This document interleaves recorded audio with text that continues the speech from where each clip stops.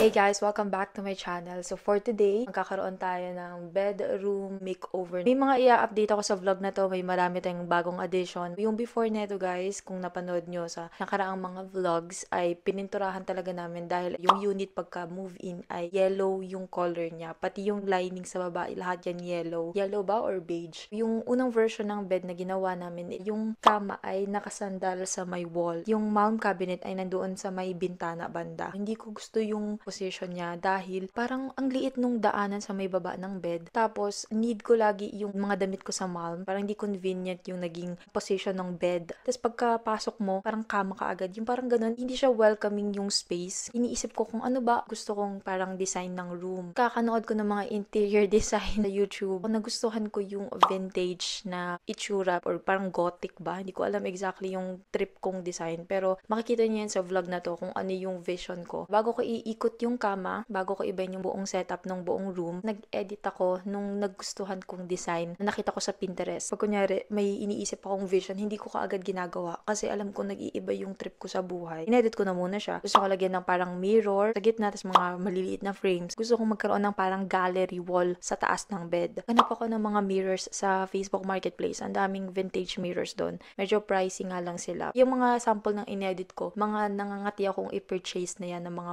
vintage mirrors. Tapos buti na lang nag-wait ako kasi may nahanap akong talagang mas gusto ko. Pag kunyari may vision kayo, huwag kayong magmamadali. Just take your time, lalo na pag decorating your own space. Kasi syempre, hindi naman isang upuan tapos mo na lahat. Kung ganun kakagaling, like isang bilihan mo is lahat nag-workout or yun na talaga yung trip mong style. Hindi ako ganun eh. Medyo indecisive ako and sobrang pinag-iisipan ko. Ayokong gumastos tapos pagsisisihan ko in the end. Kasi syempre, sarili kong pera yun. Ayan ang vision ko guys. So, kung nakikita niyo sa Pinterest, nandun siya sa medyo, hindi ko alam gothic ba? Naisip ko na nga na parang masikip. Tapos parang ayokong gumawa ng permanent na something doon sa gilid na yon. Inikot ko yung kama. So, yun yung currently na setup ngayon ng bed na makikita nyo mamaya. Para pagpasok mo, parang welcoming siya. May easy access ako sa closet area. And then, hindi ko nadadaanan yung bed ko kasi alam nyo, sinabi ko yan sa nakaraang mga vlogs. Yung bed ko, meant lang siya for sleeping. Hindi ako tumatambay sa room. Isa pang naging update dito sa room is itong closet, which is pwede nyong panoodin yung makeover niyan.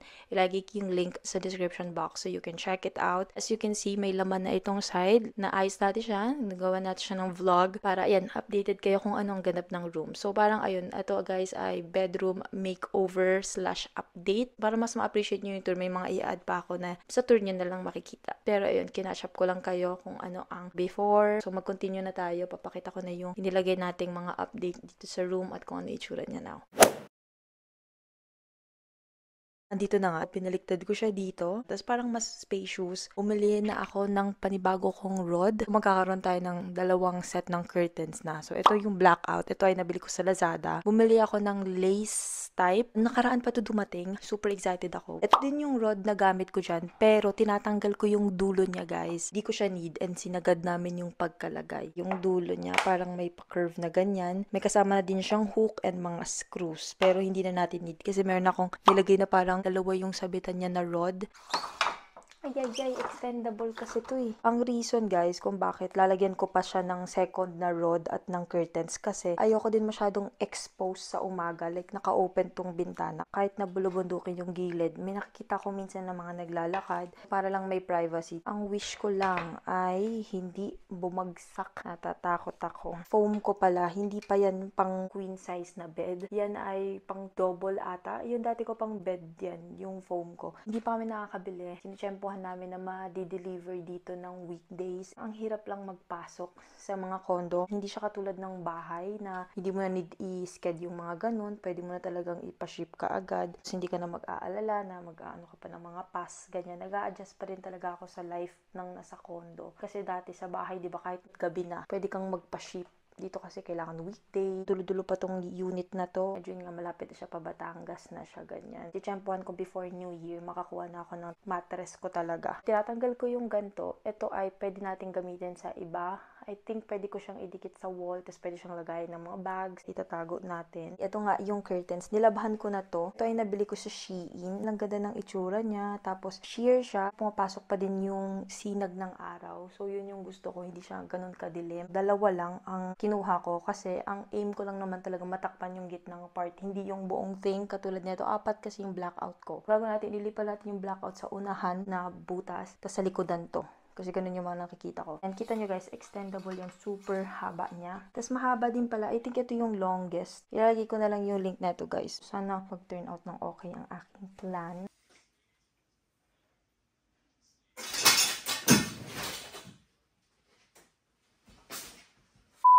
Nakabit na natin. Kanina pa ako dito, nasugatan na ako. Napapasok ko naman na siya. Hindi gumagana yung plastic. Ito kasi yung unang ginamit ni Lance. Natanggal siya guys. Bumagsak yung curtains. Buti na lang may toolbox. Ako mamaya papakita ko sa inyo. Meron akong tinabing kahoy na pwede mong ilagay sa butas para mas kumapit. Para mas matibay ito. Galit na ako guys. Wala akong pasensya sa mga ganito. Na-screw ko yung kamay ko. Hindi ko alam na magma-manual labor pala ako today. Akala ko isasabit ko lang siya. But it's okay. So, papakita ko sa inyo, tinan nyo. Nakakaskas ko na yung gumagalaw pa.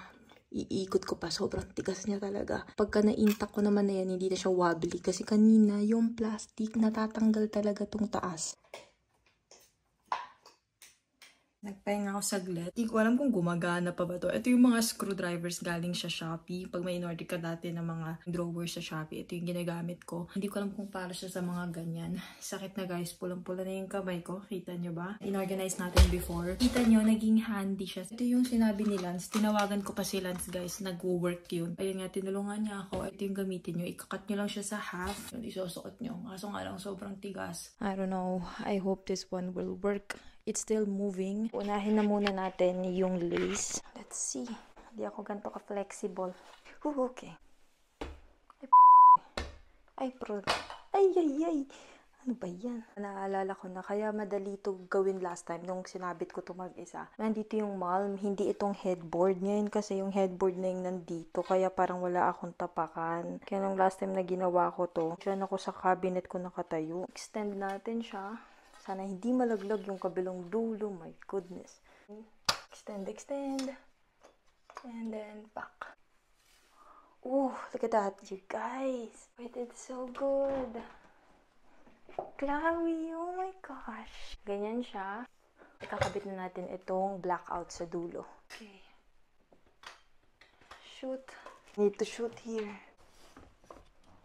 Oh my gosh. Did I do it? Wait lang. There you go, Cloud Chunk. Oh my gosh, you did it! Guys, I'm so happy! Oh my gosh, I'm gonna cry! Nairaos natin. Ngayon naman, ipapakita ko sa inyo ang recent ko na nakuhang drawer. At ito guys ay sa Japan Surplus. Medyo nahihilig ako sa medyo vintage. Dumadaan kami ng mga Japan Surplus. May mga mirrors din ako. Papakita ko dito sa vlog na to. Ito po ang ating bagong nakuha. Gagawin kong bedside table ko. Nahanap pala namin to sa may Binyan banda. Adami nangyari guys. Parang hindi rin ako nakapag-upload masyado sa YouTube. Si Cloud guys ay na-confine siya sa vet last week. Hindi siya ganyan ka-active. Nagkaroon siya ng ear infection. Mayroon siyang otitis. May problem sa ear si Cloud. Nagkaroon ng ear mites. Ngayon sobrang active niya kaya hinahayaan ko siyang magligalig. Ang dami niyang sinascratch ng mga lederet. Hinahayaan ko siya. It's a privilege para sawayin ang pusa. Gusto ko siyang ganyan ka-active kesa nung last time na parang wala siya sa sarili niya. Sobrang ganda ng mga furnitures nila doon. Ang dami namin pinuntahang mga Japan Surplus na parang nakakatakot yung mga furniture. Pero doon hindi. Tapos naka-aircon pa. Sobrang liwanag. Lilinisan muna natin. Ilang araw ko tong tiniis guys. Dapat talaga ito yung magiging drawer ko doon sa work area ko. Naisip ko na, andyan na si Claude. Hinahunt niya talaga ako. Naisip ko parang hindi siya tumpak doon sa labas. Dito ko na lang i-achieve yung want ko na medyo vintage dito sa room. Ang bili ko dito is 3,000. Alam nyo ba guys, from 4,500 siya. Sa sobrang tagal naming nag-ikot doon sa Japan Surplus. Kasama pa namin si Cloud, nagtititingin kami. Like, binabaan nila. Naging 3K. day, hinahanap ko to sa Facebook Marketplace. And alam nyo, lagi akong tambay sa Facebook Marketplace. Yung stand niya, 3 lang. Sayang, pero okay lang sa akin na hindi na i-stand. Tatabi natin, pwede natin magamit sa iba. Ito siya. Ang ganda nung handle niya, guys. And ang ganda din ng likodan niya. Tignan niyo. Hindi siya yung katulad ng mga furniture na nabibili natin. Like, parang karton. Ito talaga parang kung ano yung gawa doon sa mismong gilid. Ganoon din yung gawa dito. Usually naman sa mga Japan surplus items, may minor scratches. Ganyan yung taas na ma-open. Ayan. Okay na okay. Need lang linisan. Pero nung kinuha namin to, nilinisan din naman nila doon. Meron ako ditong mga wood repair markers. Repairin natin ng konti itong mga parang scratches. Linisan na muna natin.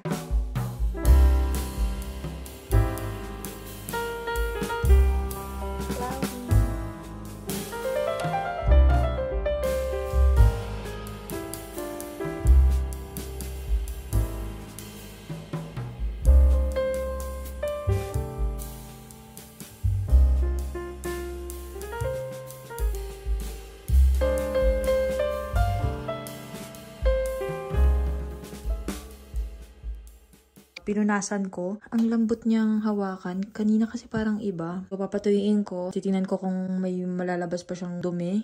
And then, bago natin i-marker. Ayan. Example ng mga nilaning kulayan. Ayan. Hanapin ko pa yung color niya dito. So, isa din yun sa reason why pupunasan natin para talagang tumpak yung mga gamit natin. Pero, ayan. May mahogany, walnut, oak.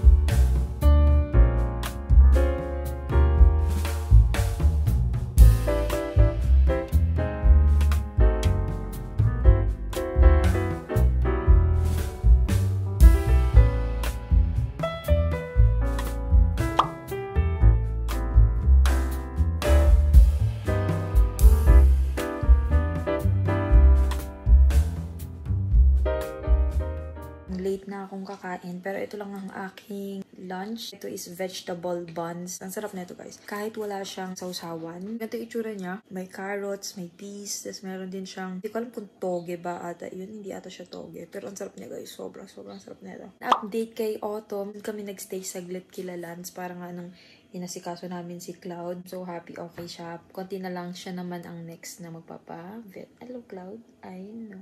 Kainin ko lang to kasi abuti tayong siyam-siyam pagka nagdadaldal ako. Ito nga ang next nating agenda today. Ipalit ang drawer na nakuha kong bago dito sa existing ko na bedside table. Itong bedside table na to, nakuha ko to sa Facebook Marketplace. Brand new siya. Same sila ng price nung nakuha natin ngayon sa Japan Surplus. Gustong gusto ko talaga itong bedside table na to. Minimal lang siya. Naisip ko na gawin ko na lang siyang drawer doon sa work area ko kasi wala akong drawer sa ilalim ng work table ko. Imbes na bibili pa ako ng metal cabinet, I think mas okay na to. And okay din naman yung storage niya. Wala naman akong need na ilagay na madami. Bago ko i-film itong vlog na to, nag-try na ako kasi lagi ako nagre-reorganize, guys. Naglilipat ako ng mga decorations ng sala, sa loob ng room ng mga decors, nilalabas ko. Galaw ako ng galaw talaga. So, tinry ko siya dito and sakto siya. Meron kasi ditong saksakan sa gilid. Ngayon, naisip ko ano nga ba talaga yung dapat na sa taas ng bedside table. Dapat meron ka talagang lamp. Kasi minsan ayoko ng main light. Sobrang liwanag ng ilaw talaga paggabi. Pag gusto ko lang chill lang saglit sa bed bago matulog. Tapos ayoko nang tumayo para patayin yung ilaw. Ako yung araw-araw na nandito at nakikita ko kung ano yung need ko. Gusto ko ng night light. Like parang warm light lang. Pampaantok na ilaw. Pag di ka pa medyo antok, yun yung i-open mo. So ngayon, may saksakan dito. Kahit anong lamp, guys, hindi siya nagkakasya. Kasi kita nyo, dikit na talaga siya sa wall. Yung bago kong drawer, manipis kasi siya. Nasasaksak ko yung bago kong lamp. So, feeling ko nakita nyo yun sa IG. Meron akong galing Mandawi foam na lamp. Yun ay Milena. Dapat talaga siya sa work area ko. Tinry kong iikot-ikot ko siya ilalagay. Nilagay ko siya sa taas ng malm. Sabi nga daw ng mga pinapanood kong mga nagde-decorate at nag-organize, doon ka sa pag-decorate na magiging functional and convenient para sa'yo. Diba nga mas mataas yung drawer na yun? Hindi din siya nasa gilid ng mata ko. Hindi ako naliliwanagan. Itong mga drawers na to ay organized, guys. So, yan siya. Naka-organize talaga yung anik-anik dito. Wala lang. Nagagamit ko yung mga acrylic na ganito. Ito para sa projector, yung extra remote, accessories, tas mga Polaroids, random IDs, mga Polaroids with Chichi. Look at Chichi. So, ito actually yung light ko before. Chargeable siya na LED light na magnetic. Pero hindi na ito yung vibe ko kung naalala nyo sa dating room. Ito yung mga gusto ko, like purple, tas blue. Pwede din kung ayaw nyo ng mga sinasaksak. Meron siyang brightest, ito chill lang, tas meron siyang parang party-party. Tapos meron pa ako dito isa color blue. Hindi ko alam kung naka-charge to.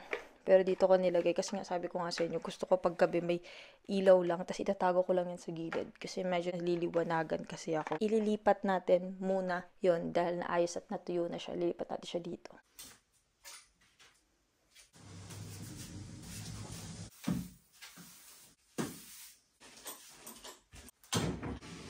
Lalagay na natin guys yung ating lamp. Ito ay from Mandawi Foam. Discounted price ko na siya nakuha. Pati yung mismong bulb, pwede kayong mag-checkout guys. Ang dami nilang discounts doon. Naisip ko na ganyan siya. Tignan nyo, nasasaksak na natin siya kasi may space na sa gilid. You see my vision? Tago lang natin yung wiring sa likod. Ganyan siya. Pagka humiga ako, hindi siya nasa mata ko. Tinititigan ko lang siya. Gandang-ganda talaga. Oh my God.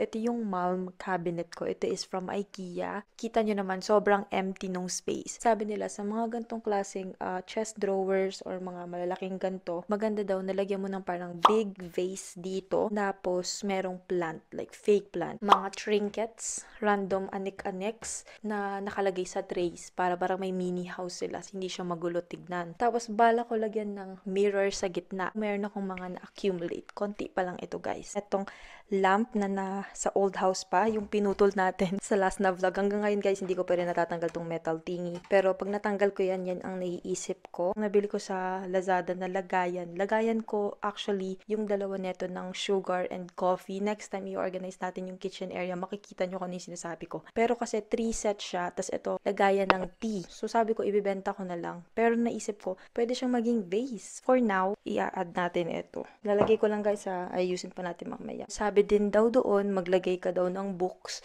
So, sa books, pwede mong lagyan sa taas. Doon mo ilagay yung vase, ganyan. Ilabas ko ulit yung mga necklaces. Kasi nakakalimutan ko lagi mag-accessorize. Ilalabas ko na siya. Ilagay ko lang dito sa tray. Itong random na mirror. Itatry ko itong kalikutin. Bago ko ipakita sa inyo guys yung mirrors. These are my mirrors. First is itong mirror na to. Ito guys ay bigay ni Lance. Randomly niyang binili. Sabi niya regalo niya daw. So yan yung na-visualize ko. Diyan siya. Aakyat siya dyan. I-repaint kasi namin to guys. Gagawin namin tong black. Meron din ako na itong isa pa. Ito naman, gandang-ganda ako sa parang pa-curve-curve. So, yan yung idea ko. Ayan, or ito. Sobrang hilig ko talaga sa mga salamin. Wala lang, nagagandahan ako sa kanila. Tapos parang pinapalaki nila yung space. Iyahang namin ng ganyan. Dalawa ang mirror na meron ako. Ito, nabili ko to sa Facebook Marketplace. Ito naman yung around lang dito sa may Tagaytay. Yun ang ating vibe. Sabihan niyo ako, ano sa tingin niyo? I have 2 options. Hindi pa kasi maayos yung color nila. So, parang off tignan. Parang hindi bagay. Actually, ang una kong naisip, hindi na kulayan ito. Ganyan na siya, as is na siya. Kaso kasi, iba na yung kulay niya. And pinunasan ko na yan, guys. Parang mas nag-fade pa siya. Tinanong din naman namin, pwede siyang i-spray paint. Tingnan natin kung ano magiging decision ko. Pero, sabihin niyo sa comments kung may suggestion kayo kung ano sa tingin niyo yung mas maganda. So, dapat talaga, ilalagay ko yung isa sa mga to sa labas. Pero, yun nga yung naisip ko. I think dito na lang sa room yung medyo vintage or medyo gothic or something. Ayoko maging buong condo ganun. Kasi hindi ko din alam hanggang kailan ko siya matitripan na style. Yung sa Pinterest, yung mga ganto, natripan ko sila like yung mismong detail ng frame. Parang sobrang ganda niya tignan para sa akin. For now, ayan ang aking trip. Babalikan ko kayo mamaya. Mag-skincare tayo and everything. Magkakaroon tayo ng chill night. Natapos na nga tayo sa loob ng room. Ngayon, habang may liwanag pa, gusto kong agahan yung pag self-care night ko. May mga bago akong products na nakuha. Pero tatanggalin muna natin yung makeup and then iaano natin yung mga anek-anek ko sa nose. By the way, mayroon akong coupon code. Ilagay ko rin lahat ng SKUs, search IDs, and coupon code ko sa description box so you can check it out. Facial scrubber spatula. Then yung pang scrape, facial wash tayo mamaya. Ito yung mga silicone na pamalit. Pwede mong gamitin pag mag-facial cleanser ka, like fully cleansed talaga. I'm so excited na makapag skincare ulit kasi sobrang nakalagtaan ko yung skin ko, guys. And hindi din siya halata ngayon. Pero feeling ko ang daming may laman siya, guys, na kailangan natin anik-anikin at tanggal-tanggalin. Magtatanggal muna ako ng makeup. And ito ang gagamitin ko. Itong Morocco Argan Cleansing Balm. Paubos na actually. After netong magtanggal ng makeup, maghihilamos ako, tapos mag-scrape na tayo. Mamaya ako magligo talaga. Kuha lang kayo ng wipes, tapos tanggalin lang natin. Ito ang aking facial steamer. So excited. Oh, yes po, Chloe, you're fine. Para hindi mas masakit pag kunyari nagaganto kayo, lagi yung i-facial steamer. Chloe's watching. Lagi nyo i-open yung facial steamer kasi para mas ma-open up niya. Tapos ito dumudugo na.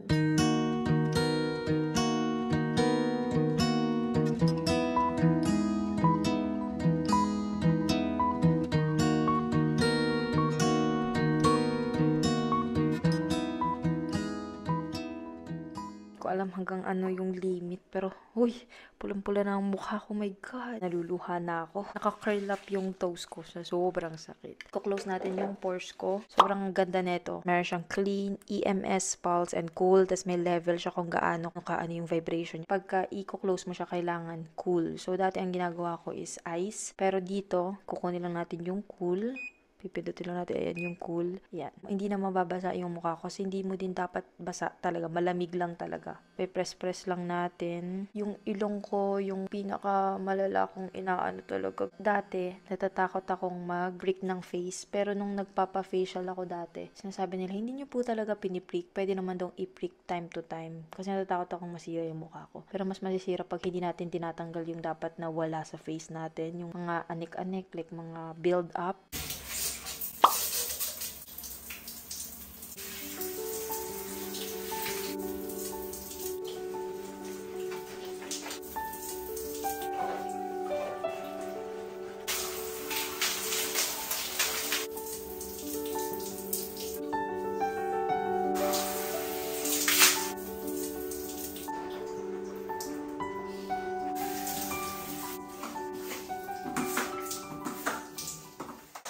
Brush muna tayo. Siyempre, tongue scraper. Don't forget, guys, mag-tongue scrape. Lagi ko sinasabi, ginagawa ko ng routine na dapat after kung magligo or mag-half bath, dapat igaganto ko yung wall para hindi mag-watermarks. Malesen. Kasi yung naging problem sa old room na CR. May ganito din kami sa lamin. Tapos, since hindi nga namin nalilinis all the time dati, nagka-watermark siya, tapos naging malambot na siya. Habit ko siyang always maglinis lang. Like, i-ano lang yung mga basa-basa sa wall. Nilagay ko ng sabitan para diretso agad. Walang excuse. Kailangan talaga linisin. Tayo ay maghihilamos na. Gagamitin natin itong Neutrogena Blackhead Eliminating Scrub para mas-scrub natin. At pulang-pula pa din, guys. Meron siyang maliliit na parang bilog-bilog. Pero hindi naman masakit. Bago natin banlawan, gagamitin natin yung ating tool. Gagamitin natin yung silicone heads niya. May 2 options dito. Itong ganito, na parang bilog-bilog lang siya. Tapos meron namang wavy. Gusto kong itong bilog-bilog ang gamitin natin. Pero ito yung ginamit natin kanina.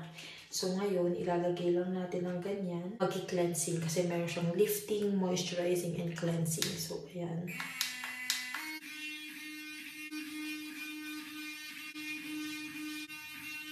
Ang lambot ng mukha ko. Ngayon na lang ulit ako gumamit ng parang tool sa cleansing ng mukha. Ngayon ko lang yun na-try kasi last time, ginamit ko siya for moisturizing. Ngayon ko lang siya ginamit for cleansing.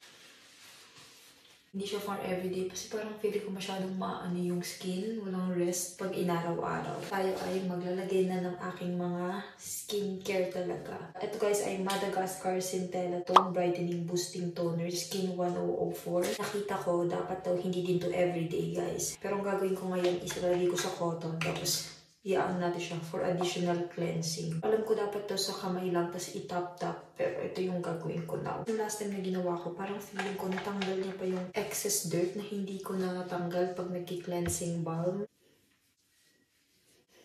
Yung nose na kinutkot natin kanina. Siyempre, huwag niyong kakalimutan ang inyong mga ears. Yung likodan ng ears. Hindi ko alam kung makikita nyo, pero medyo brown na siya. Sorry, wala din akong salamin. Pero ayan, medyo brown na siya. Now, tayo ay, ito na. Yung Neutrogena Hydro Boost Water Gel. Hindi siya masyadong harsh na product. After nyan, hindi ko to always ginagawa guys. Nilalagay ako ng sunblock and sabi nga nila, hindi lang umaga nilalagay ito, kahit gabi nilalagay siya. And dati, kakayanan ko every morning and night nakakapaglagay. Pero parang recently, hindi ko siya nagagawa. So ayan, try natin ulit maituloy-tuloy. Pero ito yung Pacific Fresh Herb Origin Sunblock. Favorite sunblock ko since dati pa. Wala din siyang white cast. And then hindi din siya malagkit. So dalawang ganyan lang. Yan daw ang sabi, ganyan daw ang amount.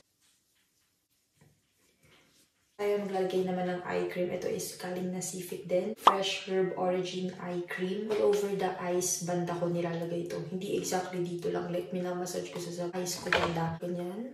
Tapos, kinaganong ko siya. Tapos, ganyan. Minamasahe ko talaga.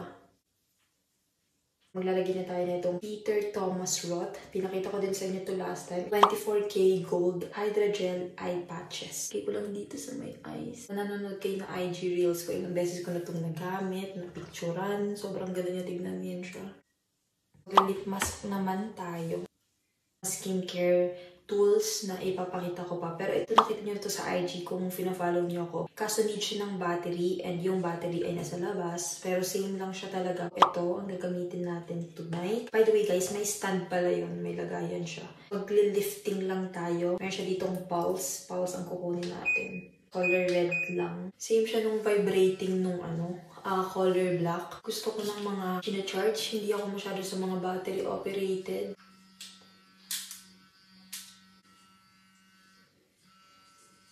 Now naman guys, tayo ay hair care root booster tonic. Ito is galing sa Grafen. Ini-spray ko lang to sa aking roots para mas maging strong yung roots mo. Ang lamig niya rin sa anit, like may cooling eme siya. So, after nyan, maglalagay ako netong Beatrice ng cuticle coat, yung classic lang. Dito lang sa may dulo lang. Kasi pagka dito guys, parang nagiging oily kasi. And yun nga, may sinispray na akong parang tonic booster. So dito na lang natin sa ibaba ilalagay. Kasi na ang ating quick self-care night. Higa na lang kami sa bed. So, nag-enjoy kayo guys sa vlog na to. Thank you guys so much for watching. You can follow me on all my social media accounts. Instagram at Maara, TikTok at Maara per AAA. Mayroon akong threads at Maara. And yung IG shop ko at Good Old, tas tatlong underscore. Lahat ng coupon code ko, search codes, SKUs, and search IDs. And links ng products na pinakita ko ay nasa description box so you can check it out. Don't forget to drink lots of water, drink your vitamins, stay safe, and see you guys on my next vlog. Bye guys!